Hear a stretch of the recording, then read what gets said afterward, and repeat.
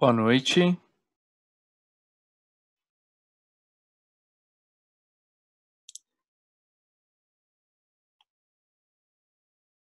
Sejam bem-vindos para o webinar da Stratner Intuitive.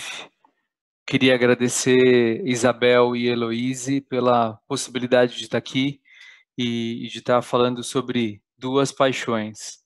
Uma que é a endometriose e, claro, a outra que é a cirurgia por robótica.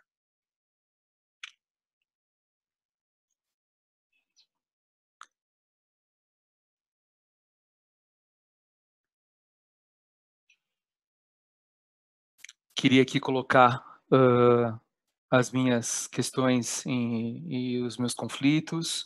Então, preceptor de robótica pela Stratner Intuitive, preceptor de energia da Johnson's e estou dentro do grupo DOR como Proctor da robótica. Então, para mim é um prazer. Eu sei que tem muitos amigos aqui com a gente que estão participando.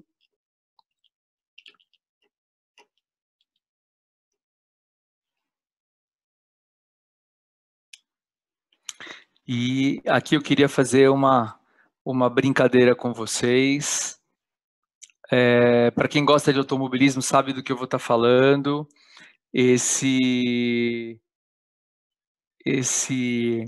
vídeo fala um pouquinho sobre tecnologia. Esse carro da esquerda, que vai largar aí com 40 segundos de brevidade em relação ao carro anterior, foi o carro que ganhou a Stock Cars aqui no Brasil no ano de 78.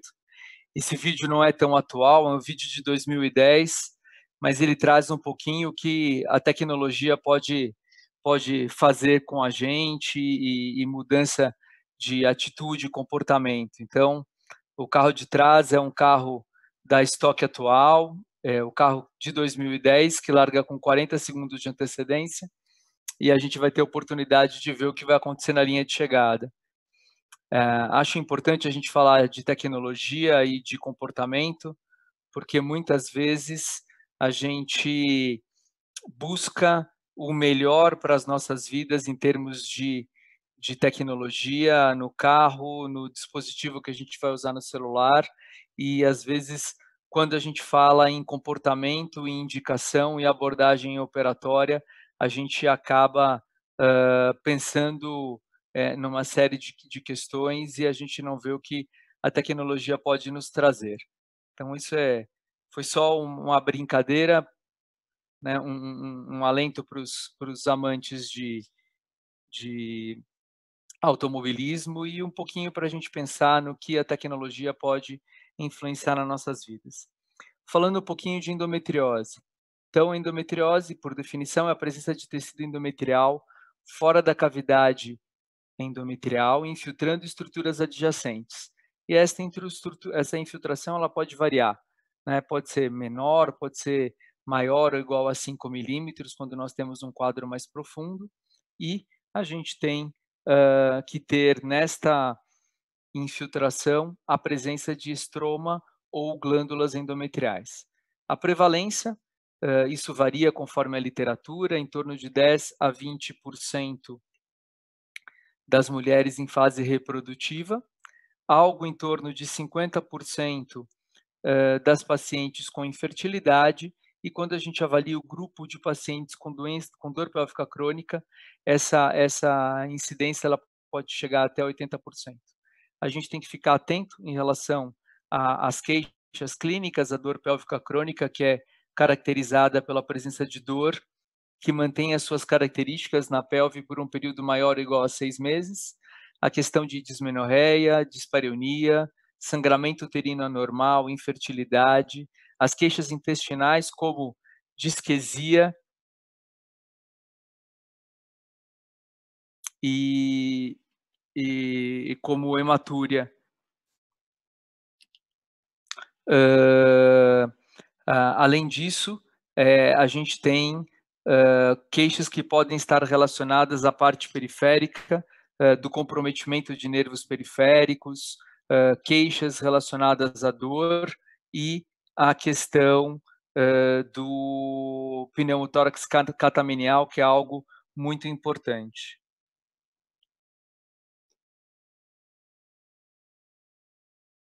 Em relação ao diagnóstico, na verdade, a maior parte das pacientes apresenta uma questão vinculada à questão clínica. O diagnóstico clínico, anamnese, exame físico são importantíssimos,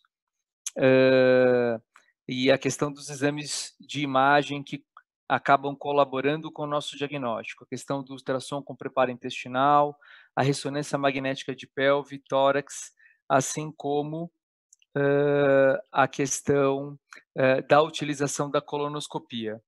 Em nosso serviço, a gente acaba utilizando a colonoscopia como um exame que a gente vai utilizar para pacientes que tenham antecedentes de doença intestinal familiar, de neoplasia de intestino, e as pacientes que tenham queixas intestinais, principalmente a hematoquesia importante.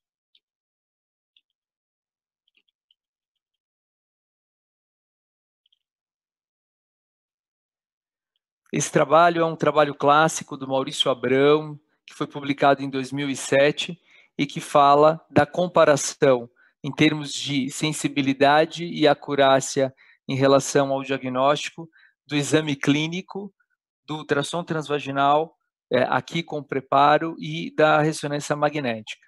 E vejam que a gente tem em torno de 72% de um exame adequado ginecológico realizado, de diagnóstico de endometriose, de lesões mais profundas, e uma acurácia em torno de 63%.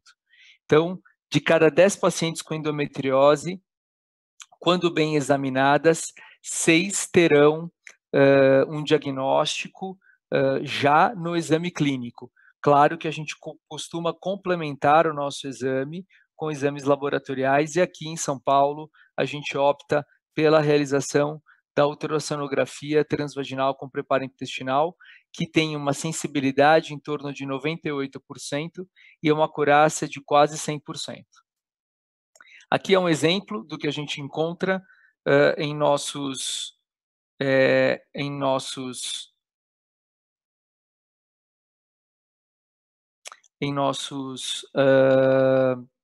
serviços, né? Então, esse é o serviço de um dos colegas em que a gente utiliza a ultrassonografia com preparo, o João Frederico. Ele, além de um relatório bem minucioso em relação à questão da descrição das lesões, do mapeamento das lesões, ele traz esse gráfico que nos ajuda a explicar à paciente como que está o quadro dela ou como se apresentam as lesões. Assim como o diagnóstico realizado pelo exame de uma outra colega aqui de São Paulo, da Luciana Chamier, que traz para a gente todo esse mapeamento, essa descrição, o que faz com que a gente tenha a abordagem, uma tranquilidade, tanto como preparar o paciente e a equipe a ser utilizada, assim como o preparo, na verdade, e a discussão de qual será a via de abordagem dessa paciente. Aqui um exemplo, é um exemplo de uma ressonância magnética, onde nós temos lesão no sigmoide, lesão retrocervical, e é um exame também de extrema importância na questão do diagnóstico e principalmente do preparo do nosso paciente e da orientação do nosso paciente quanto à cirurgia. Se é uma paciente que vai eventualmente precisar de uma abordagem intestinal, a gente consegue conversar com essa paciente e a gente esclarece a ela que o período de internação será um período de internação mais prolongado, que essa paciente vai ter uma abordagem multidisciplinar, e o exame já define qual vai ser a via que a gente vai utilizar. Se é um caso mais simples, eventualmente a gente pode usar uma tecnologia menos avançada, e se o caso é mais complexo, a gente pode fazer a proposta da abordagem robótico assistida para tratar o nosso doente. Aqui, a classificação mais comum que a gente tem em termos, e a mais utilizada de endometriose, eu sei que tem inúmeras classificações, talvez não seja a classificação que melhor, hã, eh, não identifique, mas que melhor descreva as lesões mais profundas, mas é a classificação que mundialmente é utilizada, que é a classificação da Sociedade Americana de Medicina Reprodutiva, em que essa doença ela é classificada do estadio 1 da endometriose mínima ao estadio 4 da endometriose severa. A abordagem da endometriose, hoje, é uma abordagem multidisciplinar. Em nosso serviço, a gente, tanto na minha clínica privada, quanto no serviço da Faculdade de Medicina do ABC, que eu faço parte, a abordagem da paciente é multidisciplinar. Então, nós como ginecologistas, estamos no centro da atenção a essa paciente.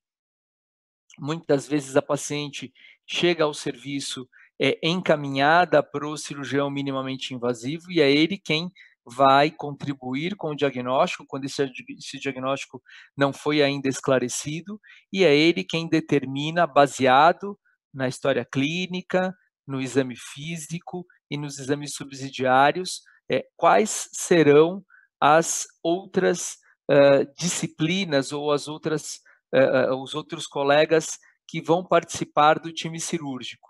Aqui faltam 2 especialidades que eu acabei não colocando: a fisioterapia, desculpem, e o cirurgião de tórax nos casos onde a gente tem endometriose, diafragmática. Mas é o ginecologista que geralmente, recebe a paciente, discute com ela as possibilidades terapêuticas e acaba montando o time que vai cuidar dessa paciente. Aqui um trabalho de 2014, foi lançado numa revista de gastroenterologia, e esse é um trabalho que discute e que, na verdade, nos dá suporte a montarmos equipes multidisciplinares para a abordagem das pacientes com quadros mais complexos. Aqui é um time de cirurgiões que descrevia a questão da montagem de uma equipe multidisciplinar como algo diferenciado e padrão ouro para o tratamento cirúrgico das pacientes com endometriose profunda com infiltração intestinal. Esse outro trabalho é de 2015, um trabalho que o próprio Maurício Abrão participou e que, dentro da sua conclusão, traz que nem todas as pacientes com endometriose profunda infiltrativa intestinal precisariam de abordagem cirúrgica, mas as que necessitassem dessa abordagem, elas deveriam contar com uma equipe multidisciplinar para a sua abordagem. Aqui eu queria começar a falar um pouquinho do que a gente tem em relação à questão da robótica. Não escondo de ninguém que eu sou um incentivador e um amante do processo da cirurgia robótica. Sou encantado com a técnica e a gente conseguiu montar um time multidisciplinar hoje de vários ginecologistas e cirurgiões robóticos e urologistas robóticos que compõem a nossa equipe para que a gente possa entregar o melhor para a nossa paciente. Questões que os trabalhos e a literatura nos mostra vantagens em relação da laparoscopia robótica em relação à laparoscopia convencional. O primeiro, a visão tridimensional, magnificada e ampliada, e que nas versões mais atuais do robô contam com uma visão Full HD. Quer dizer, a gente tem uma visão tridimensional, estável, porque é você quem controla o posicionamento da câmera, então você não tem tremor, você tem uma imagem estática, e essa estabilidade da imagem faz com que, em situações mais delicadas, a gente consiga tirar o melhor proveito dessa situação. A redução dos tremores é importante, todo mundo sabe que quando a gente vai envelhecendo, alguns tremores vão surgindo, e isso faz com que alguns colegas eventualmente abandonem a atuação operatória, e o robô acaba filtrando esses tremores e torna a cirurgia mais precisa. E, claro, a questão do EndoWrist, que é, eu acho que uma das principais vantagens em relação a um instrumental robótico em comparação a instrumental laparoscópico. A gente sempre aborda o tecido com uma angulação adequada, a gente tem uma lida muito delicada com o tecido, então apesar de nós não termos o feedback tátil, que a meu ver é algo que com o passar do tempo a gente percebe que não é tão importante em função a troca de visão pela falta de sensibilidade é muito interessante e faz com que a gente consiga tirar o melhor da nossa técnica e entregar isso para o nosso paciente. Quando a gente fala de vantagem, a gente também tem que falar um pouco das desvantagens. A literatura traz que a falta do feedback tátil, na verdade, faz, ou eles trazem que a gente tem aí uma desvantagem em relação à laparoscopia, mas a troca de visão por tato eu acho que é vantajosa. A questão do posicionamento do segundo auxiliar é algo questionável, então a gente tem uma situação que depende da forma que a gente faz o docking. Né? Para quem não está muito habituado à cirurgia por robótica, o docking é a forma que a gente aproxima o robô do paciente, que a gente acopla os braços do robô aos trocárteres. E isso pode ser feito pelo meio da perna, o que a gente chama de docking central, e pelas laterais, direita ou esquerda, e que a gente chama de docking ou de side docking ou docking lateral, que também pode ser direito ou esquerdo. Com o side docking, essa questão do posicionamento do segundo auxiliar caiu um pouquinho por terra, porque ele fica bem acomodado, todos, na verdade, na robótica operam sentados, não só o cirurgião, então acaba tendo um conforto maior. E, claro, que a questão do custo é o que a maior parte das pessoas colocam e dos autores colocam como talvez a nossa maior dificuldade, né, que é a questão ainda da gente ter um custo maior quando comparado à laparoscopia convencional ou à laparotomia. Falar um pouquinho da evolução, né? A gente tem que lembrar que a primeira plataforma que chegou no Brasil foi a plataforma S, que chegou em 2008, e houve uma evolução. Então, nessa primeira plataforma, a gente não tinha um console ergonômico, a visão ainda não era Full HD, a gente tinha ainda pedais que eram diferentes, então eu tinha 4 pedais, diferente do que a gente tem hoje no console com o Smart Pedal. Então, a gente tinha que ter um cuidado maior na abordagem e um cuidado em que pedal nós iríamos acionar.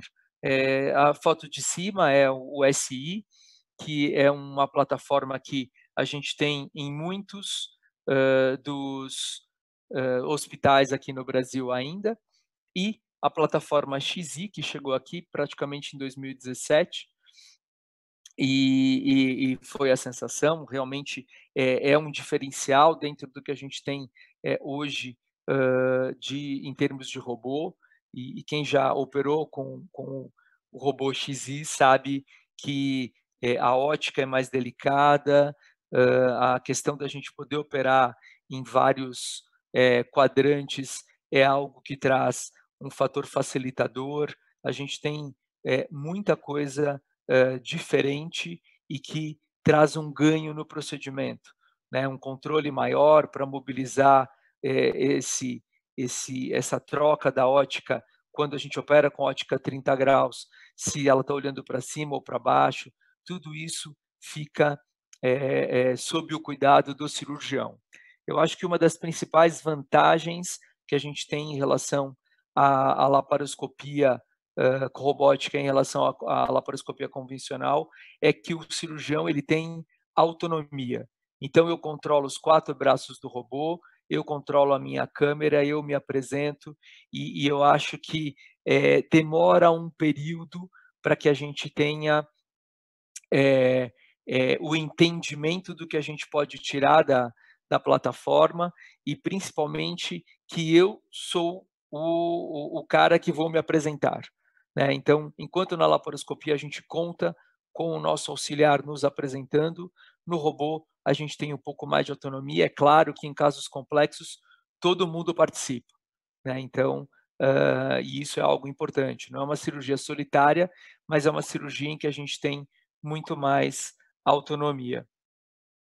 Aqui é a evolução, então, na verdade, em 2008 chegou no Brasil, a plataforma S, como eu disse a vocês, a SI chegou em 2012 e a plataforma XI em 2017. E para esse ano está para chegar a plataforma X, que na verdade é o corpo do SI com os braços do XI.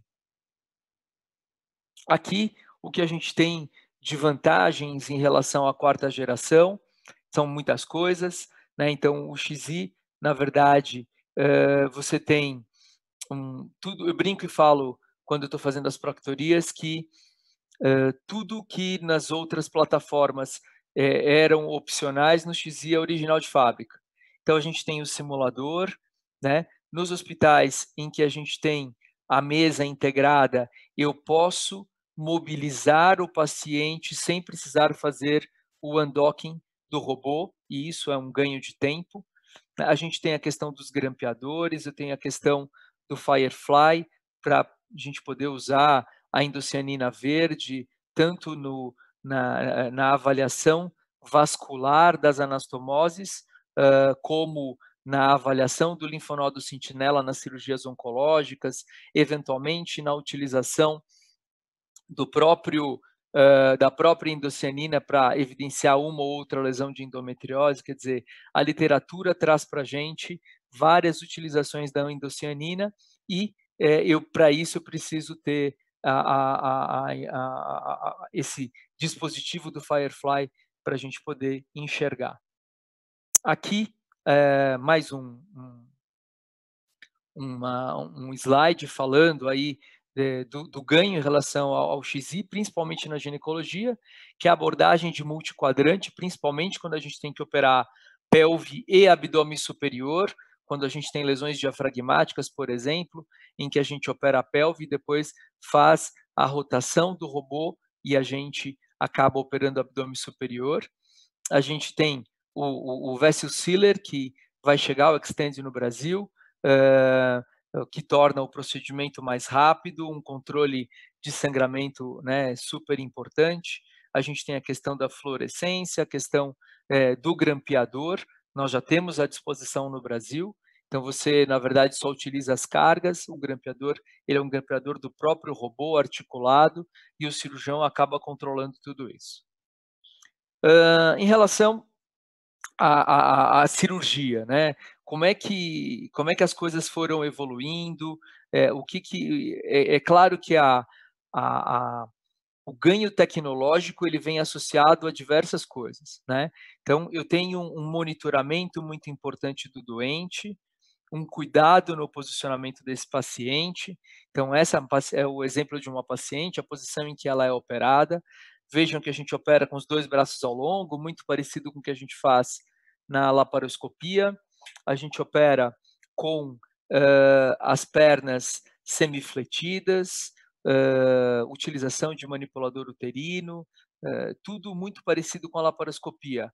Porém, essa paciente, ela está envelopada e a gente não pode esquecer que o robô, ele está próximo ao doente e às vezes o anestesista, ele não tem um acesso pleno ao paciente. Então a gente tem que ter um cuidado. Às vezes o posicionamento acaba sendo um pouco, né, esse tempo de preparo do doente acaba sendo um pouco mais prolongado, no sentido da gente, cuidar para que esse paciente não tenha nenhum dano vinculado à utilização do robô. Eh, a evolução da cirurgia foi acompanhada pela evolução da anestesia, então, em princípio, nós tínhamos alguns problemas, como toda situação, quando a gente vem com uma tecnologia nova.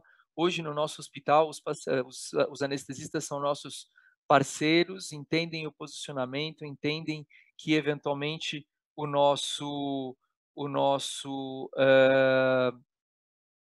Trendelenburg é um pouco mais acentuado, e a gente tem, né, uma parceria muito grande, diferente da laparoscopia, que eventualmente o paciente tem algum movimento inadvertido, aqui não pode. Se o paciente tiver um movimento, o braço do robô é fixo, eu vou ter uma lesão vascular grave, uma lesão de alça, então o paciente tem que ter um preparo muito importante e a anestesia já entendeu isso. Em relação aos portais, esses são os portais que a minha equipe realiza. É claro que a questão do port placement é uma questão importante em termos de discussão.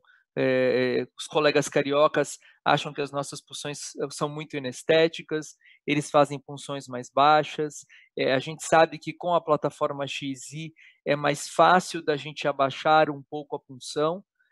Acho difícil a gente operar com uma punção no biquíni, como se fazia na laparoscopia, porque a minha preocupação, e que é uma preocupação, né, importante, é com a entrada e saída das pinças. Então, se a fizermos, a gente tem que fazer com um controle muito grande, porque os braços ficam muito em cima dos vasos ilíacos e qualquer pequeno descuido a gente pode ter um acidente grave. Então, em princípio, se preconiza que as funções da laparoscopia robótica sejam um pouco mais altas. Essas funções eu copiei do meu amigo Duarte Miguel, alguém que eu admiro muito o trabalho e que a gente troca muita figurinha e é um dos pioneiros aqui no Brasil, né, um cirurgião de mão cheia. Ele se basta, um pouco diferente das outras equipes. O Duarte, por ser ginecologista e cirurgião, ele acaba conduzindo muito bem os procedimentos e ele fala um pouquinho diferente a respeito da cirurgia multiportal, multidisciplinar. Mas ele sabe que a gente diverge nisso, mas que eu admiro muito o trabalho dele, tanto que eu trouxe as funções dele para como um protocolo para as minhas funções. Em relação ao docking, eu acabei trazendo nesse vídeo um vídeo em tempo real. Vocês vão ver que esse vídeo ele demonstra o tempo que a gente transforma uma cirurgia laparoscópica convencional em uma cirurgia robótica. Então, os portais já foram feitos, a paciente está devidamente posicionada, em um trem um pouquinho mais acentuado, a gente procura eventualmente mudar a posição da mesa.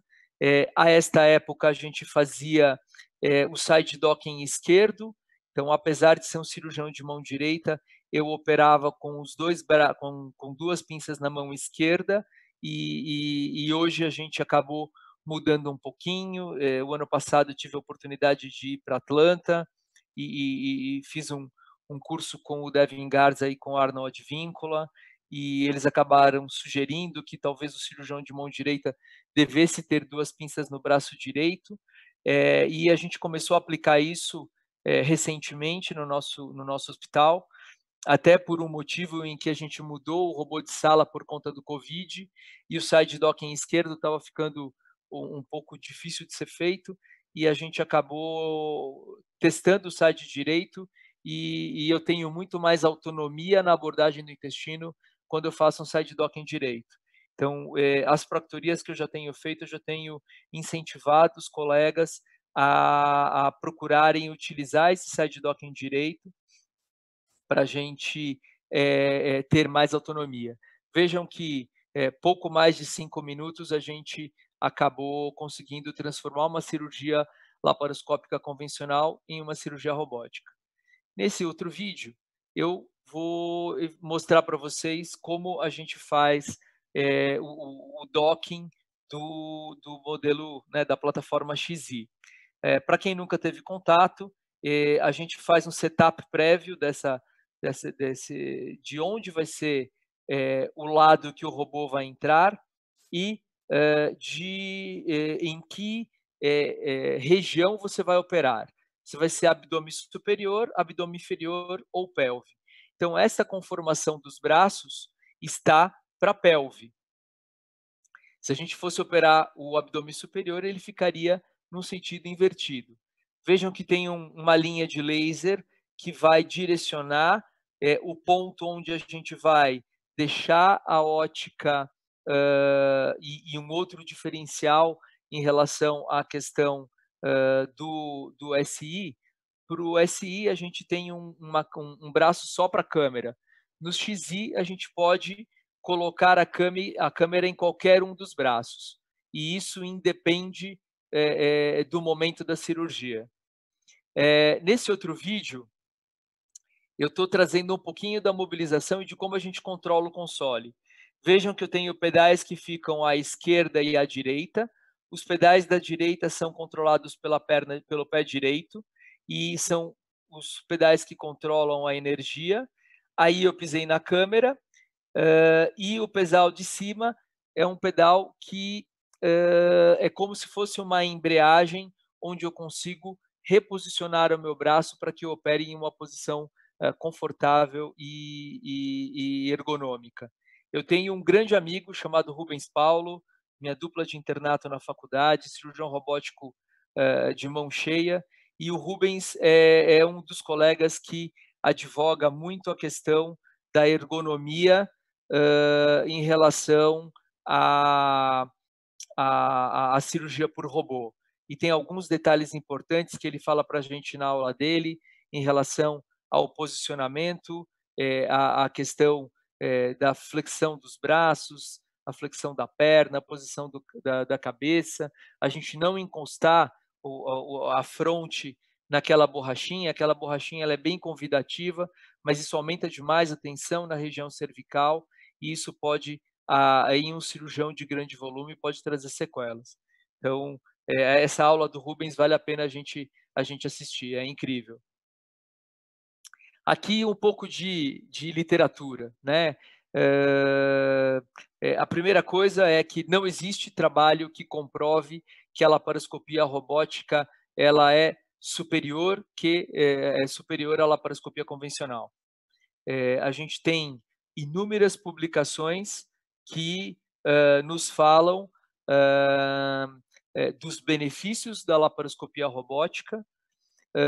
Desde 2004, as primeiras publicações do Advíncula, os primeiros casos que ele trouxe em relação à miomectomia, a questão do ganho com a visão tridimensional, Javier Magrini em 2007, mas a gente tem muitos trabalhos retrospectivos e poucos trabalhos prospectivos randomizados.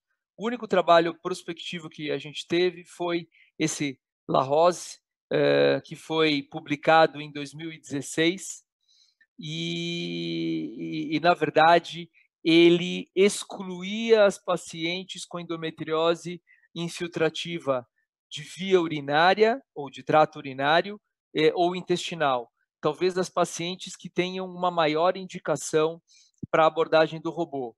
E aí ele conclui neste trabalho que não via um ganho em relação à robótica à laparoscopia convencional. Assim, a gente, claro, que segue a literatura, acompanha, mas a gente tem o direito de discordar. Eu acho que a laparoscopia robótica tem ganhos importantes. Eu acho que a questão da utilização do EndoWrist, a questão da visão tridimensional magnificada e estática, isso traz um ganho para a nossa cirurgia, principalmente a cirurgia de endometriose, onde a gente trabalha dentro dos espaços e a gente tem que ter um controle do sangramento. Então, é um dispositivo que favorece o controle do sangramento e faz com que a gente consiga ter uma cirurgia limpa, eficiente e com uma preservação das estruturas tão boa ou melhor que a laparoscopia convencional. E é muito divertido, além de tudo. Então, eu queria colocar nisso, nos trabalhos, quando a gente levanta a literatura, a gente tem um trabalho de uma pessoa que eu admiro e gosto muito, que é a Rosa Neme. Ela publicou em 2013 os primeiros casos dela de abordagem robótica em endometriose intestinal, e uma das conclusões é que era reproduzível, efetiva e segura. E eu acho que a gente não pode perder isso de vista. Eu acho que o que ainda nos falta são publicações prospectivas e que tenham um cirurgião tão treinado na robótica quanto na laparoscopia. E aí ele sim comparar os seus dados da era laparoscópica e da era robótica, mas com a mesma performance. E aí eu acho que isso pode eventualmente trazer para a gente surpresas em relação ao que a gente tem nas publicações de hoje. Vou falar um pouquinho de cirurgia, trouxe alguns vídeos. Esse é o vídeo de uma padronização que a gente tem. Essa padronização foi descrita por vários grupos, o grupo do Paulo Airosa, o grupo do CRISP no Rio, em que a gente procura trabalhar nos espaços. Aí a gente está trabalhando no espaço de Okabayashi. Vejam que na laparoscopia robótica, a mão esquerda ela é muito mais ativa. Vocês vão perceber que a gente tende a uma ambidestria, então a gente consegue de forma muito delicada abordar esses tecidos, e a gente consegue abordar de forma muito segura e encontrar as estruturas. Então, a gente isola os nervos hipogástricos inferiores, a gente deixa mais lateralmente o ureter e a gente procura isolar a lesão na região central. Durante esse bate-papo nosso, a gente vai mostrar vários vídeos e vocês vão ver que a gente segue muito essa padronização. Vejam aqui como a gente consegue ver perfeitamente o nervo hipogástrico inferior.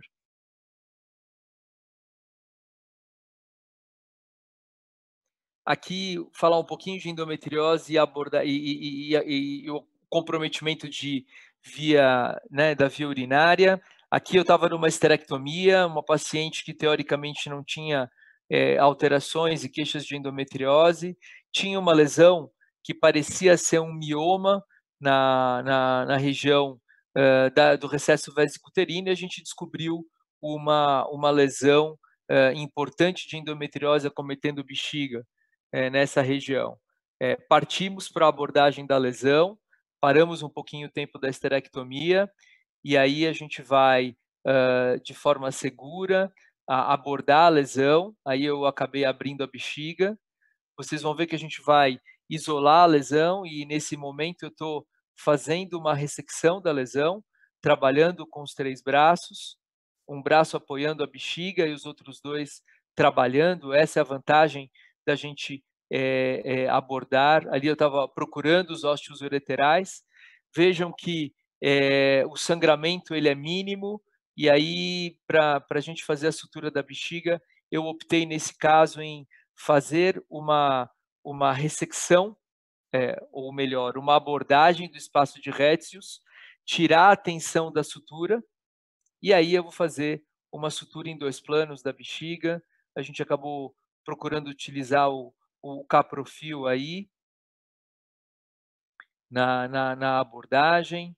Fechei um plano mucoso e depois eu fiz um plano seromuscular, e aqui a gente encerra. O próximo caso é um caso onde eu tinha uma paciente sabidamente com endometriose, tinha o comprometimento de ligamentos uterossacros, mas no momento da cirurgia a gente identificou uma lesão muito mais aderida ao ureter do que imaginávamos, né? E que não havia descrição nos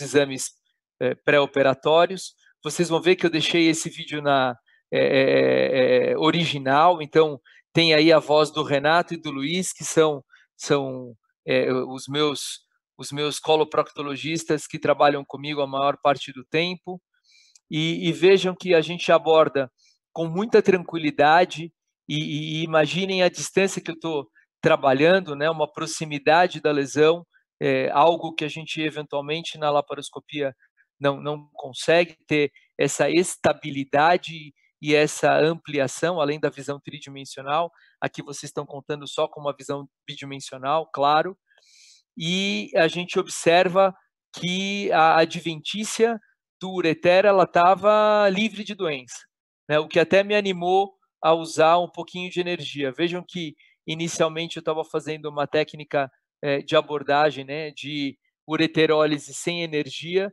mas a plataforma me deixou com a questão da visão tridimensional e, claro, olha o tamanho dessa tesoura. Se a gente for comparar essa tesoura a tesoura da laparoscopia, ela é muito mais delicada e isso me deixou mais confiante de utilizar a energia na abordagem dessa lesão ureteral.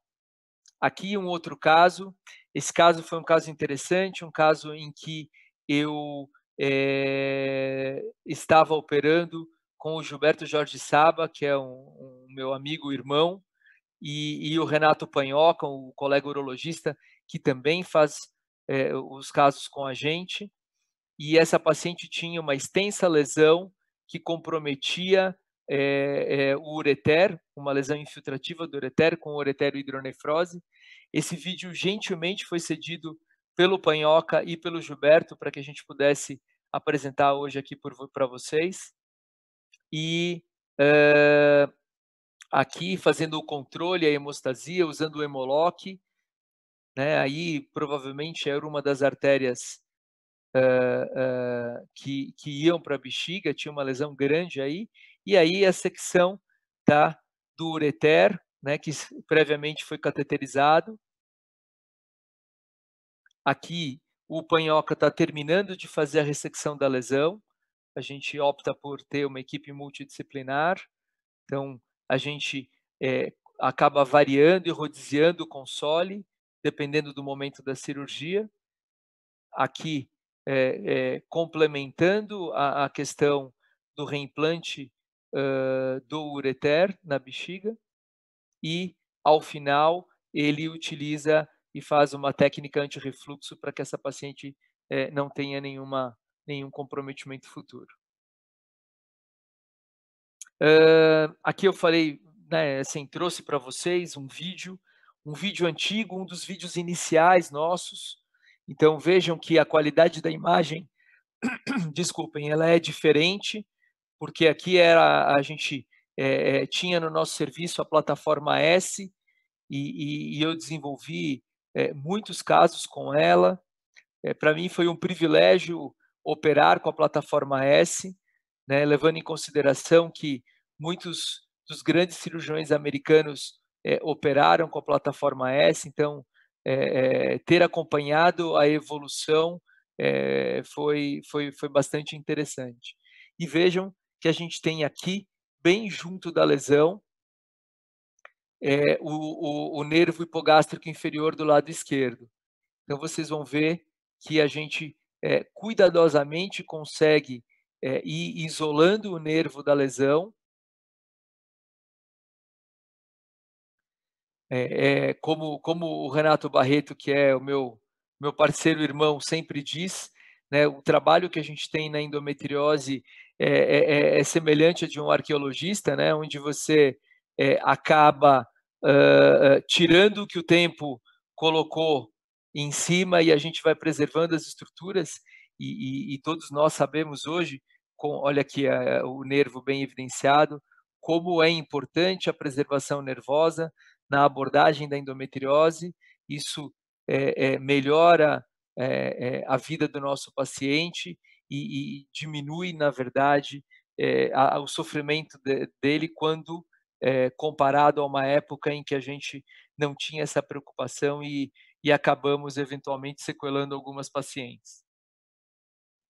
Então aqui a gente seguindo ainda aquela padronização, então a gente vem da região onde tem menos doença para a região onde a gente tem mais doença, e a gente procura sempre centralizar a doença na região retrocervical ali, isolando a doença. Vejam, essa paciente também tinha uma lesão de bexiga, que a gente descobriu no ato operatório, que ela infiltrava mais o detrusor do que a gente imaginava, e mesmo sem urologista, essa a gente acabou tratando.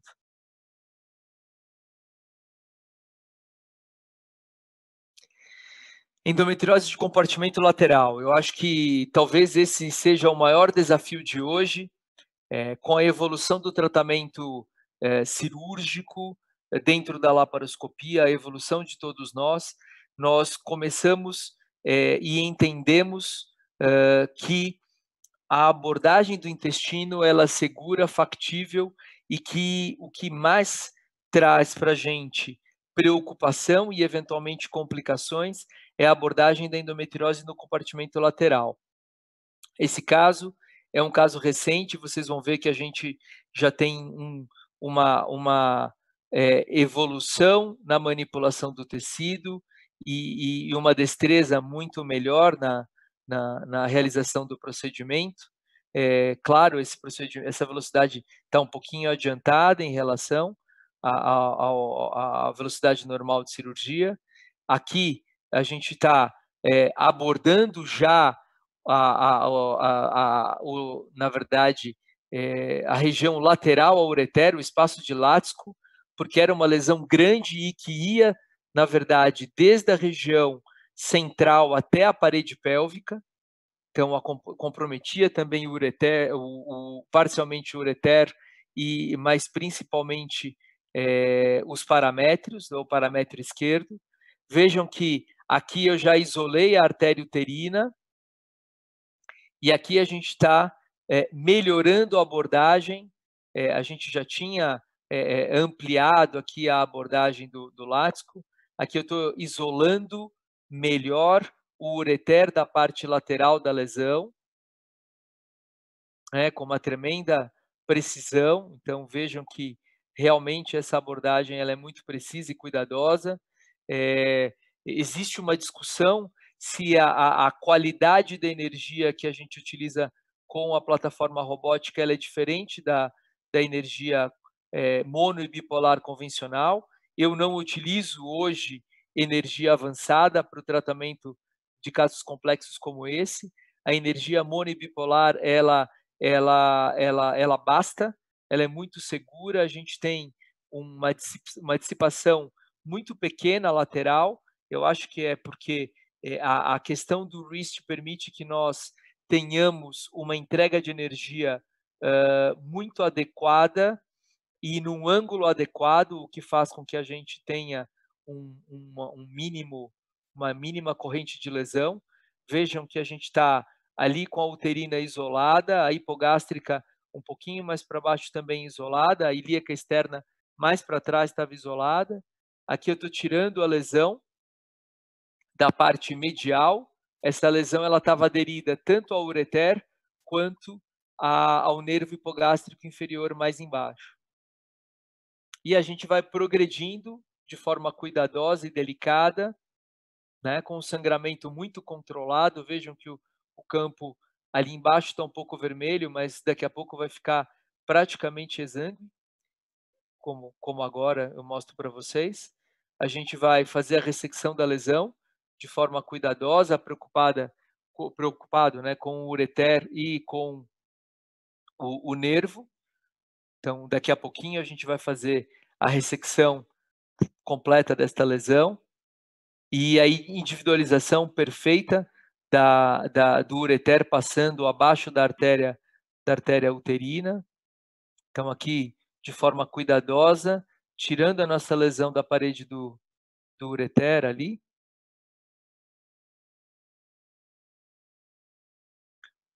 E um controle adequado do sangramento, né? Isso é o que, na verdade, a gente tem de melhor em relação à utilização do robô.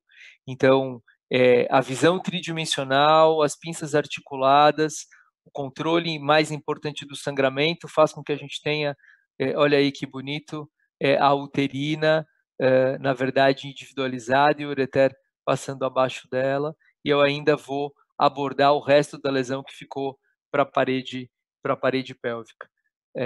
Na verdade, não tem como não nos encantar com uma ferramenta que favorece e facilita com que a gente trabalhe com essa qualidade. Endometriose diafragmática, então, mais uma vez, vou citar meu amigo Duarte, a gente tenta replicar o que ele faz, e a gente tenta aprender com os vídeos dele, e confesso que a utilização da plataforma robótica me trouxe talvez um pouco mais de coragem, na verdade, me permitiu fazer coisas que outrora eu ainda não havia feito. Então, recentemente, a gente operou uma colega médica, gestante de 5 semanas, com um cisto, na verdade, mesentérico grande e com uma dor importante. Entramos eu, Renato e o Luiz, e gentilmente eles permitiram que eu fizesse a ressecção e a abordagem. E talvez, se a gente estivesse operando por laparoscopia, eu não me sentiria tão confortável. A mesma coisa aconteceu com o diafragma. Eu trouxe para vocês, um pouquinho antes do vídeo, algumas fotos, para a gente realmente evidenciar o defeito. Essa paciente foi uma paciente que havia sido abordada previamente na pelve por uma endometriose intestinal infiltrativa, com retossigmoidectomia, um reimplante ureteral. Ela tinha um comprometimento do uretério, uma grande lesão vesical, e usou análogo do GNRH, e no segundo tempo a gente veio para abordar o diafragma. Em princípio, veja, todos os casos de diafragma eu sempre estou com cirurgião de tórax, equipe completa, eu não abro mão de ter uma segurança na abordagem, e em princípio a gente ficou um pouco preocupado em abordar ou não, e questionando, porque nós não tínhamos mais as lesões que estavam nacaradas pós-análogo. Mas aí a gente definiu, vimos por transparência a expansão do pulmão, e a gente definiu que essa região precisaria ser retirada.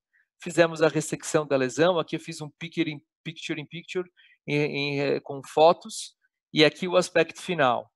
E, na verdade, o nosso vídeo mostrando aí a abordagem, esse eu acho que foi o nosso terceiro ou quarto caso operado. A gente teve uma qualidade um pouquinho diminuída. Aqui, como o Duarte sempre fala, a gente precisa liberar bem o fígado. Eu talvez tenha tido um pouquinho mais de dificuldade em fazer a reconstrução, porque eu não soltei o ligamento hepatorrenal, e não mobilizei tão bem o fígado quanto ele faz, mas eu ainda preciso ver fazer mais vezes para a gente pegar um pouquinho melhor essa abordagem. Aqui a gente ainda estava fazendo a ressecção da lesão, aqui a gente estava trabalhando com a plataforma S, que é uma outra questão, quando a gente tem a possibilidade de usar a plataforma XI, eu tenho um conforto muito melhor na utilização, e eu tenho uma abordagem com menor conflito dos braços, em função das qualidades que essa plataforma nos traz.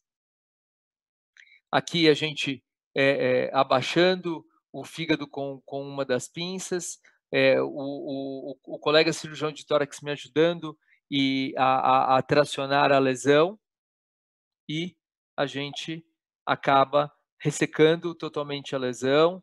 Vejam que a gente tem uma área grande de amplitude, principalmente porque quando você aborda e você desconstrói o diafragma, ele desce um pouquinho, ele cai sobre o plano, e isso traz uma dificuldade um pouco maior quando a gente não mobiliza completamente o fígado, como o Duarte preconiza, né? Então, mas a gente conseguiu fazer a ressecção da lesão, o anátomo patológico veio positivo para endometriose, aqui a gente começa a reconstrução, claro que sendo monitorado pelo colega da cirurgia do tórax, em função do posicionamento do nervo frênico, de vasos. Então, essa anatomia é uma anatomia rica, a gente precisa estudar. Vejam que aqui eu tenho o pulmão, que ele está desinsuflado, porque a gente faz uma intubação seletiva, então tem um preparo importante da equipe, o anestesista tem que nos ajudar com esse, com esse, com essa ferramenta, esse dispositivo, para facilitar nosso trabalho. Aqui a gente concluindo, chega um momento que o cirurgião de tórax nos auxilia tracionando. Vejam como eu passei esse ponto de backhand invertido, né? Isso na laparoscopia acaba sendo muito difícil, e se existe uma abordagem que o robô faz toda a diferença, é a abordagem do diafragma.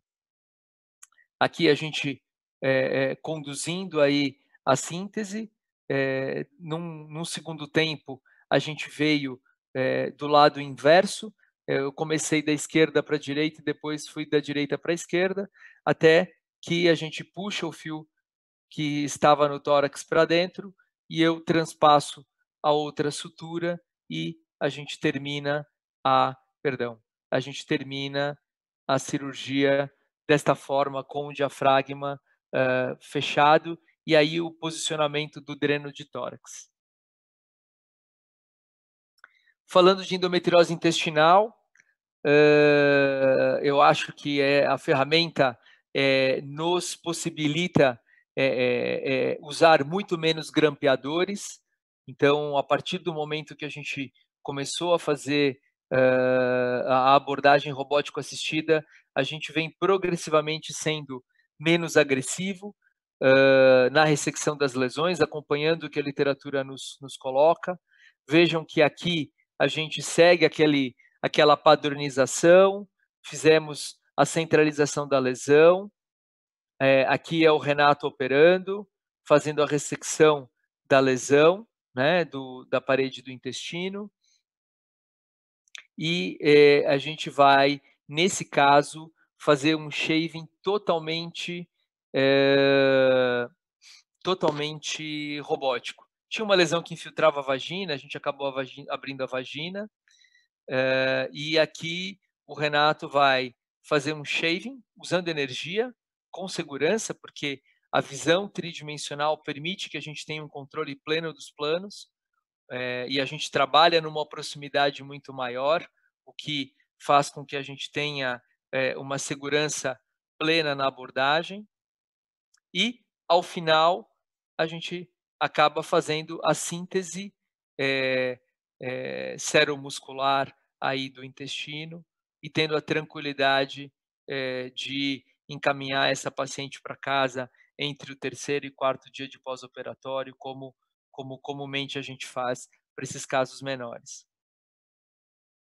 Esse caso é uma outra abordagem, né? Parece que a gente está passando o mesmo filme, mas não é. Então, a padronização a gente procura seguir à risca. A gente trabalha em planos avasculares, isolando o nervo, isolando o ureter.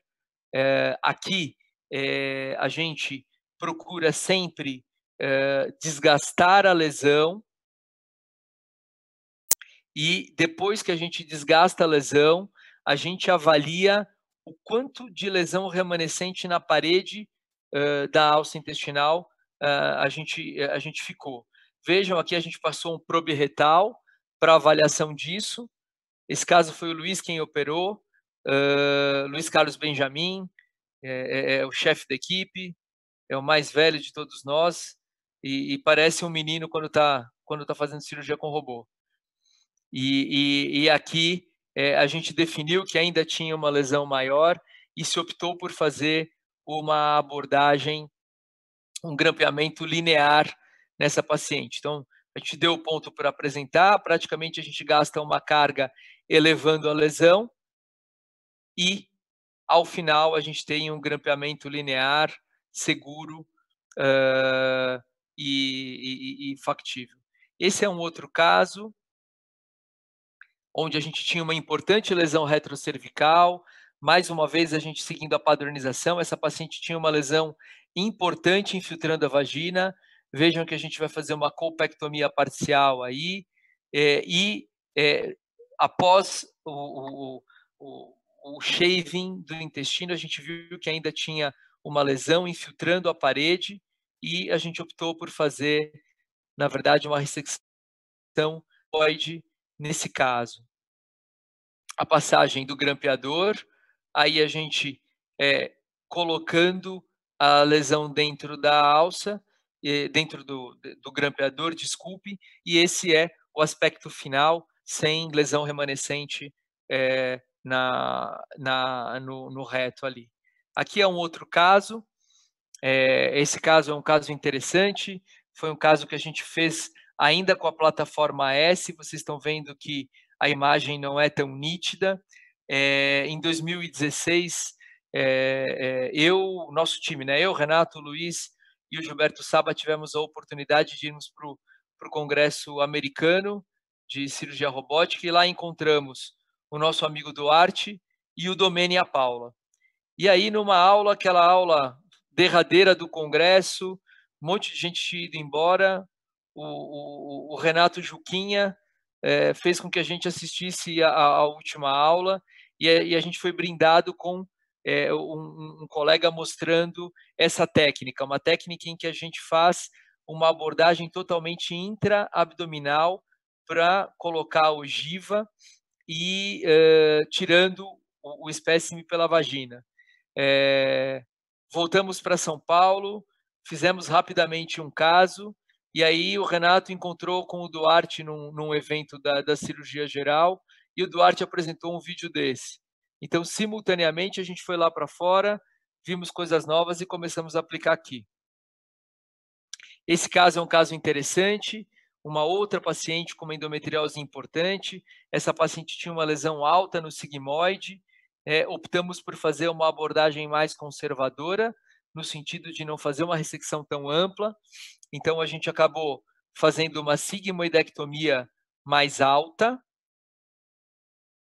aí a lesão sendo tirada e colocada no endobag, e vejam que essa paciente foi submetida a uma miomectomia prévia, então imaginem a complexidade desse procedimento, né? Então, uma miomectomia robótica e uma abordagem intestinal, e aí a gente fez uma anastomose laterolateral, com grampeamento totalmente, com uma abordagem totalmente intraabdominal, e o fechamento da brecha, e aí suturar com o robô é muito tranquilo, né? Como vou copiar o meu amigo Duarte mais uma vez, para dizer que o robô é uma máquina de sutura, né? E faz com que a gente tenha uma tranquilidade em abordar qualquer situação. Esse caso foi talvez um dos primeiros casos que nós tenhamos feito. A gente fez esse caso em 2015, lá no São Luís Itaim. Foi um caso em que eu fui proctorado pelo Murilo Luz, em que essa paciente tinha, além de uma lesão de reto, uma grande lesão na região de ilho terminal e seco. Essa paciente foi submetida a uma iliocolectomia direita, e a gente acabou, ao final, fazendo uma abordagem semelhante ao caso anterior, só que à direita. Então, a gente fez uma abordagem do ilho com a parte do cólon ascendente, um grampeamento lateral também com o fechamento da brecha.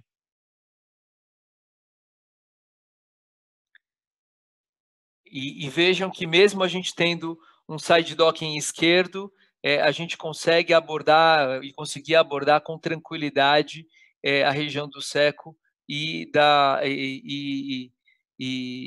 do ilho terminal ali. Não poderíamos falar, né, falar de cirurgia robótica sem falar do uso da indocianina e vejam, a gente acabou de falar de abordagem de endometriose intestinal, então não dá para a gente falar de uma abordagem sem que a gente tenha, por exemplo, a tranquilidade de avaliar a vascularização da nossa brecha, na verdade, da região onde a gente fez a anastomose. Vejam que inicialmente foi feita a endocianina para a gente evidenciar o ponto onde a gente tinha a melhor perfusão da alça, e ao final do procedimento se injetou de novo para a gente ver como era e como estava a região onde nós tínhamos o grampeamento, se ela era bem vascularizada ou não, e a anastomose estava bem vascularizada. Então, a indocianina ela pode ser utilizada para avaliação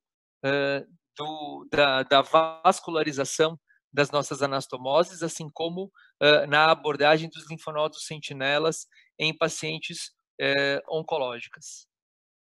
Aqui estou trazendo um vídeo.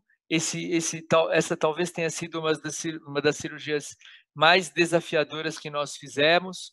Então, essa paciente tinha uma endometriose bem importante de compartimento anterior e posterior. Ela tinha uma ureterohidronefrose severa à esquerda e uma lesão estenosante do, do reto, e a 7 centímetros da borda anal. Aqui ela tinha um importante endometrioma. Aqui a gente vai fazer uma oforoplastia, algo que eu não tinha ainda falado, né, do tratamento dos endometriomas ovarianos.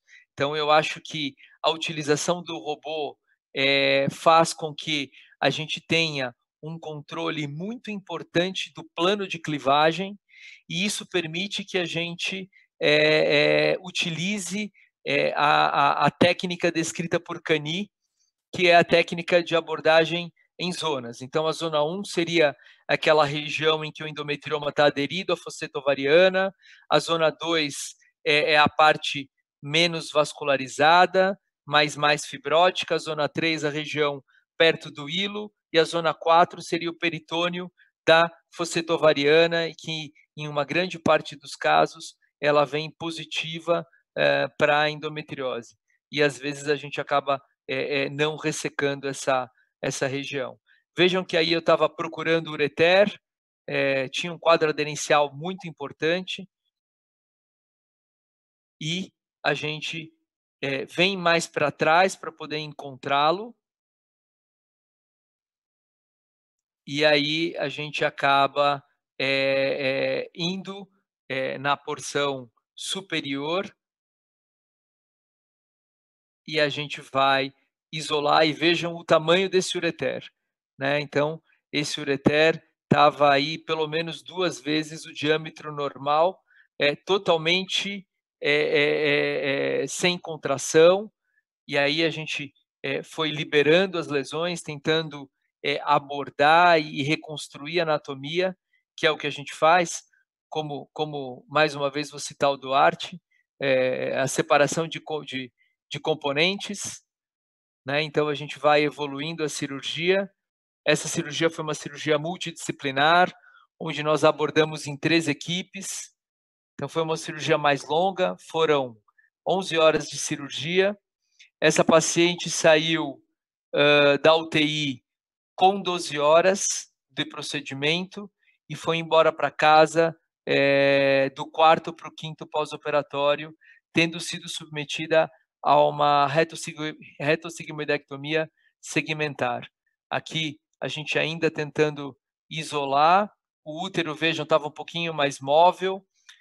Para a gente poder visualizar melhor, a gente acabou colocando um probe retal para eu poder evidenciar as estruturas ali embaixo. Aqui, de forma muito delicada, essa paciente tinha uma extensa lesão de endometriose em parede pélvica direita. Aqui a gente tem um comprometimento extenso do peritônio da fosseta ovariana, então a gente partiu também para a dissecção do ureter contralateral e para isolar o nervo hipogástrico. Aqui eu já começo a retirar o ligamento uterosacro do lado direito.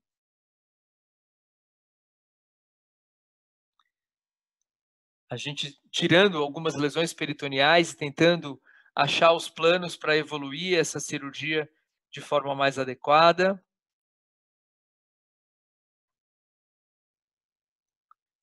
Aqui a gente ainda abordando, né, ganhando os espaços. Vejam a lesão estenosante do ureter, que eu coloquei para lateral, junto com o ureter, olha, contorcendo o ureter, uma extensa lesão na vagina, essa paciente perdeu uns 2,5, 3 centímetros de vagina. Vocês vão ver daqui a pouquinho que a gente opta por fazer um toque vaginal, aqui a lesão, e um toque vaginal para a gente ver se ainda tem lesão remanescente na vagina. A gente comumente usa essa estratégia na cirurgia, assim como examinar a paciente anestesiada. A grande lesão do reto, né, isolada. Aí a gente vai grampear o intestino para tirá-lo da pelve, porque com isso a gente consegue ampliar o nosso espaço, e a gente consegue abordar de forma mais adequada essa região.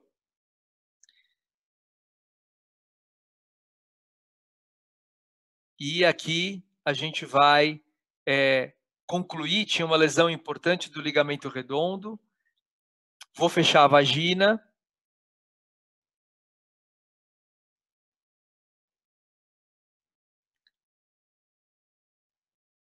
E aí agora é o colega urologista, que já tinha liberado a bexiga, tinha isolado o ureter, fez uma bexiga psoica.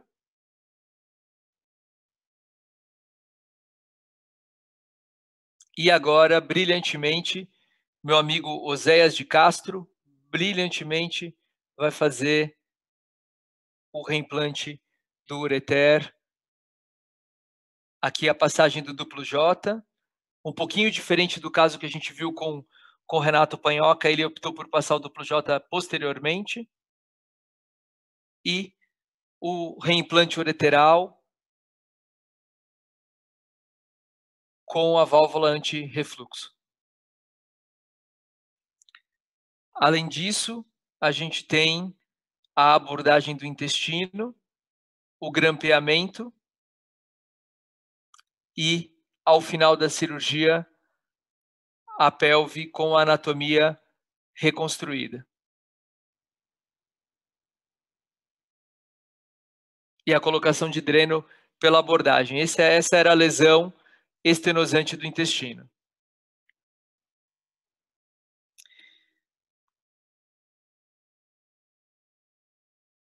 A Dimário fez uma pergunta aqui para a gente, o que eu acho da ressecção da lesão diafragmática no sentido oposto, do tórax para o abdômen.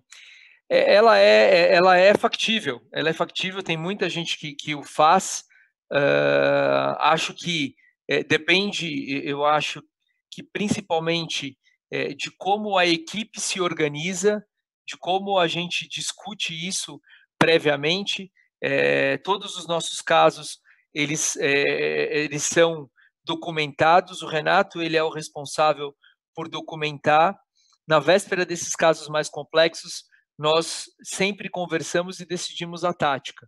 Eu acho que se a equipe se sente mais confortável em fazer essa abordagem do tórax para o abdômen, eu acho que perfeito. A gente tem que abordar da forma mais confortável possível, né? O importante é que a gente consiga efetivar de forma adequada o procedimento e que a paciente tenha o seu ganho e sem lesão, né? A forma que a gente vai fazer aí, eu acho que fica realmente de equipe para equipe, para se acertar, para discutir e ver o que é mais confortável.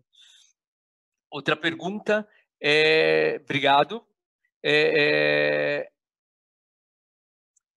Isso é interessante, né? A pergunta a respeito da preservação da fertilidade no tratamento dos endometriomas.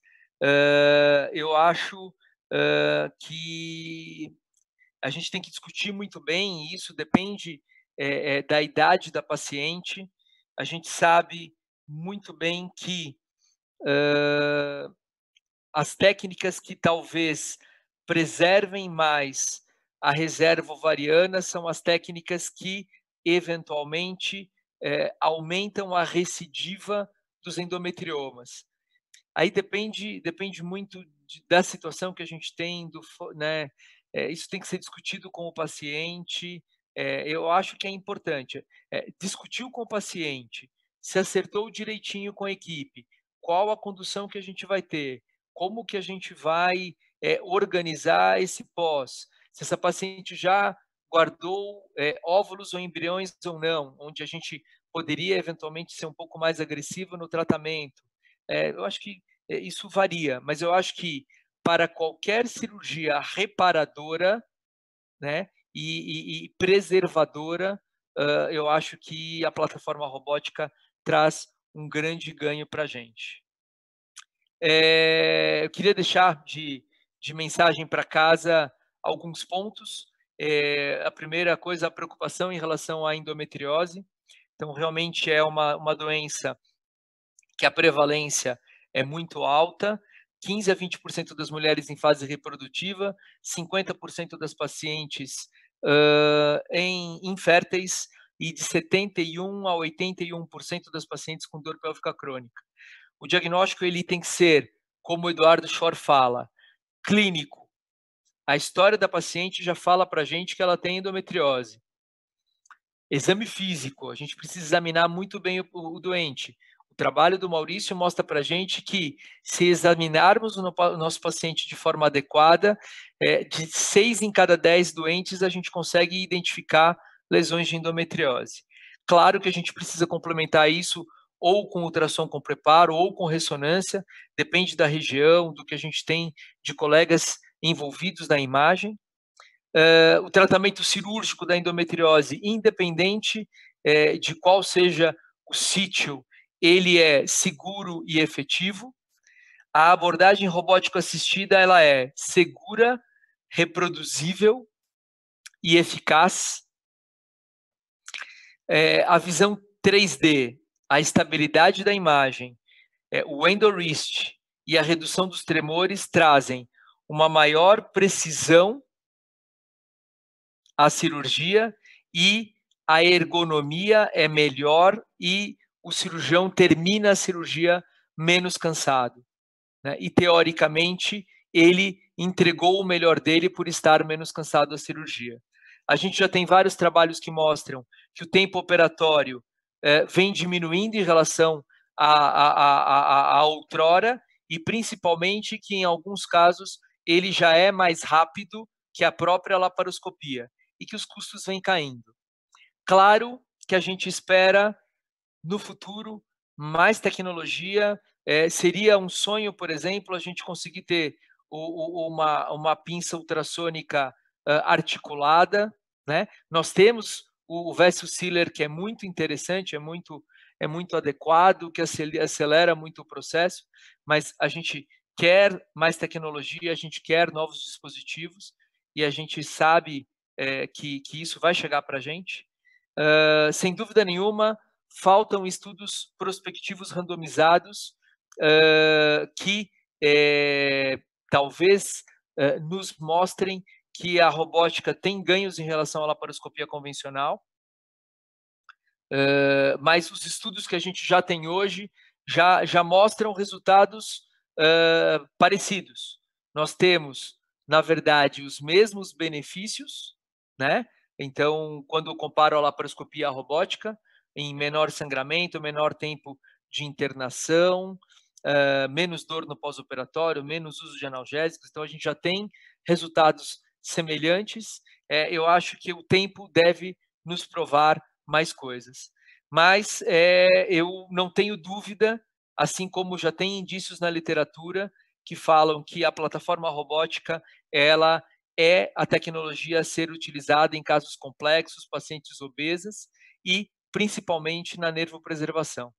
Eu queria agradecer, né, o tempo de vocês de estar aqui comigo, da gente discutindo essas duas questões que são muito agradáveis, que são a cirurgia robótica e a endometriose, e colocar esse vídeo, que é um vídeo institucional, que faz com que a gente imagine o que vem pelo futuro, né? Então, um portal único, onde eu tenho uma ótica flexível, isso já existe, infelizmente aqui para o Brasil ainda não, e com 3 pinças articuladas, o que iria revolucionar a questão da cirurgia de portal único é algo completamente diferente do que a gente tem hoje em relação à plataforma SI e XI.